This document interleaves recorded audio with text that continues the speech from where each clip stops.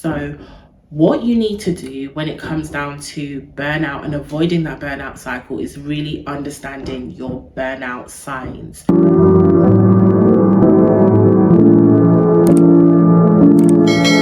So in this video, we're going to be talking about burnout and really how you can overcome burnout or burning out, or helping you to exit your burnout cycle. I have been burnt out many times, right? I used to find myself in burnout cycles a lot of the time.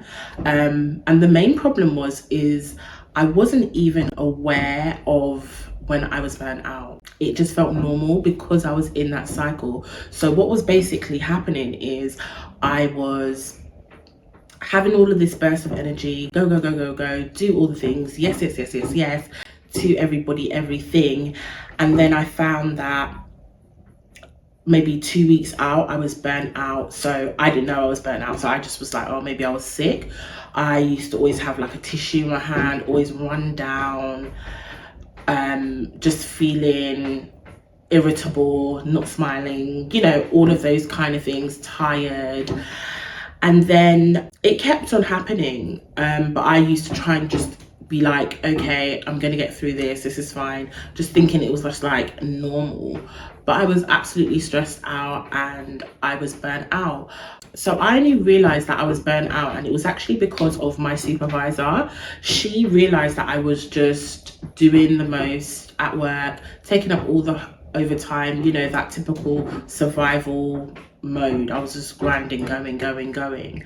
And it was even on a day, I think that time I was working on a mental health ward, and I came on and literally I saw a patient who was in need, and I literally just went straight to help her. So whilst I was walking past my supervisor, she was like, Shanley, but I was focused on, oh my gosh, this person needs help, let me help them. So that was the whole people pleasing, putting everybody first thing that was keeping me burnt out. So I went over, I helped, and then after I was like, oh, hi, back to my supervisor, like, oh yeah, you called me, like, is everything okay? And she's like, are you okay? I think you need to start practicing self-care. That's when I first heard the word like self-care used in a different way, because again, my understanding of self-care was literally just face masks, getting your nails done, having your hair done, and all of that kind of stuff. So I was really offended until that night when I went home, sat in the bath and was like, it's not just the face mask and the bubble baths, it is you running yourself down to the ground, it is you stopping, it is you pausing, it is you saying no.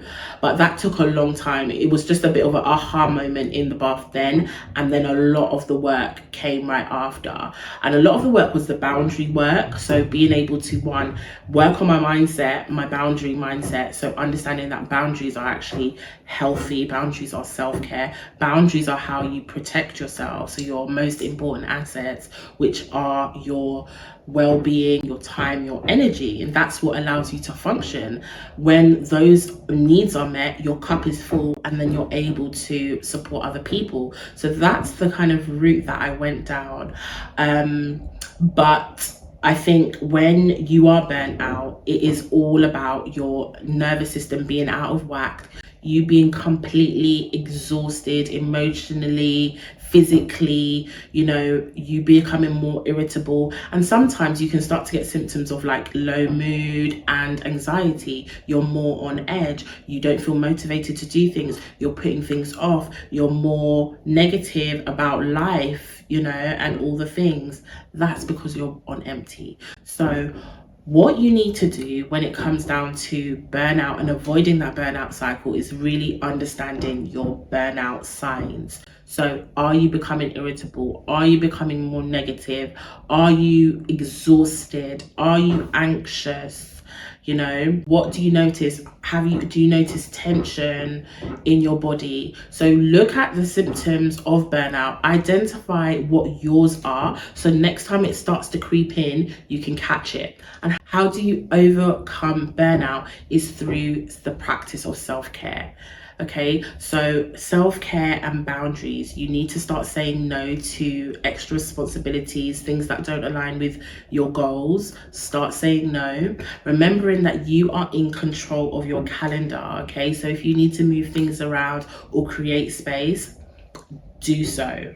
And then it's about really going in with your self-care. So you are taking time to, stretch, you're doing your journaling, you're having a slow morning, you're having a morning or and a nighttime routine, you're winding off, you are not overworking, you are going slow, you are exercising, you're in nature, those kind of things. So it's really about you focusing on your self-care and getting back to the basics and making sure that's in your routine, because most likely it won't be in your routine. Either you don't have any self-care activities in your routine or relaxation, or you need to recheck your boundaries, okay, and get those boundaries there so that it can support you for the space or season that you're currently in.